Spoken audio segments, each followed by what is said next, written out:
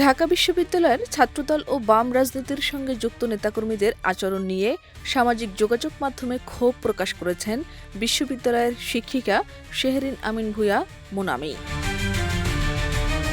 ১৭ August নিজের verified Facebook পেজে দেওয়া এক স্ট্যাটাসে তিনি বলেন, ব্যক্তিগত প্রোফাইলে জাতীয় ও রাজনৈতিক ইস্যুর সঙ্গে সম্পর্কহীন একটি ছবি ও পোস্ট দিয়েছিলেন, কিন্তু তার ছবি শেয়ার করে অমার্জিত ও নির্লজ্জ পোস্ট করা হয়েছে বলে অভিযোগ করেন তিনি।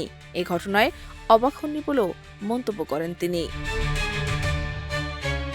আরও বলেন, ঢাকা বিশ্ববিদ্যালয়ের ছাত্রদলকে অন্যদের তুলনায় ভালো ভাবার কারণ দেখেন না। তার অভিযোগ, যারা নিজেদের সুশীল দাবি করেন তাদের সুশীলতা নির্দিষ্ট কিছু শিক্ষক ও রাজনৈতিক পক্ষের ক্ষেত্রেই সীমাবদ্ধ। জামায়াতের ট্যাগ থাকলে পরিস্থিতি আরও ভিন্ন হয় বলেও মন্তব্য করেন তিনি।